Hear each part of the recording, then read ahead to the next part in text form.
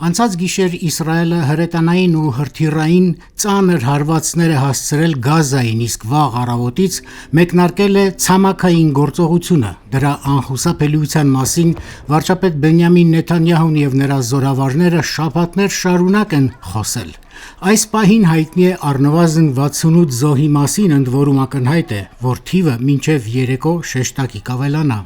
CNN-ի տվյալներով 2023-ի հոկտեմբերի 7-ին սկսված պատերազմի ընթացքում սպանվել է Գազայի հատվածի պաղեստինցի բնակիչների մոտ 10%-ը։ Արբանյակային լուսանկարները վկայում են, որ Իսրայելի թիրախը Գազայի հատվածի Գազա քաղաքի կենտրոնական թաղամասն է։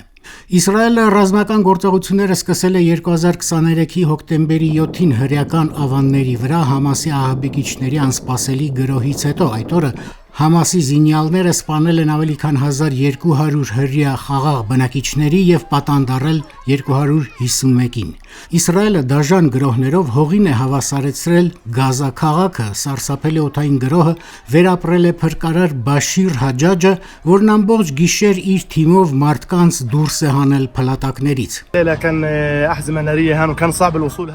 Անդադար ռմբահարում էին, մենք շատ նահատակներ ունենք, դժվար էր մարդկանց հասնել հրետակոծությունների, հրթիռների եւ դրոնների հարվածների պայմաններում իրավիճակը շատ ծանր է, ասել է փրկարարը։ Իսրայելը ցանկանում է Գազան մեռյալ տարածք դարձնել, այդ կարծիքն է հայտնել ՄԱԿ-ում պաղեստինցիների իրավունքների հարցերով փորձագետ Ֆրանչեսկա Ալբանեզեն։ Իսրայելը ռմբակոծում է, ոչնչացնում է, օգտագործելով նոր, ոչ ավանդական զենքեր, ոչնչացնում է ամբողջ թաղամասեր, փորձում է բռնի կերպով տարհանել այնտեղ ապաստան փնտրող 800,000 պաղեստինցիներին։ Հարցն այս է, ինչու, որովհետև սա Գազայի վերջին հատվածն է, որը պետք է անմարդաբնակ դարձնել, նախքան այդ հողակտորի էթնիկ զտումը շարունակելը, եւ հետո հավանաբար նրանք կտեղափոխվեն արևմտյանապ, ասել է Ալբանեզը։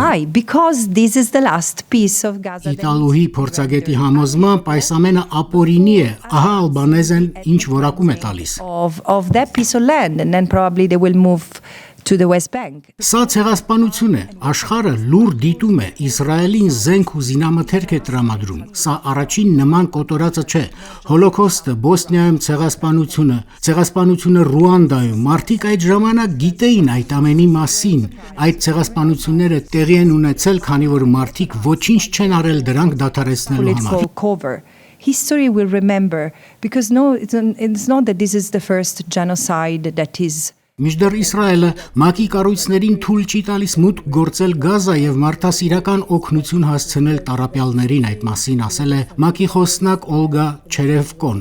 Այսօր առավոտյան մենք փորձեցինք գնալ Գազա քաղաք որոշ պաշարներ հասցնելու եւ առաքելությունը սկզբում հաստատվեց, սակայն երբ մենք հասանք կամրջին, Իսրայելի իշխանությունները մեզ տեղեկացրին, որ առաքելությունը մերժվում է, ասել է ՄԱԿ-ի ներկայացուցիչը։ ԱՄՆ նախագահ Դոնալդ Թրամփը այսօր ասել է, թե Համասը խստորեն կպատժվի, եթե մարդկանց օգտագործի որպես կենդանի վահան Գազայում։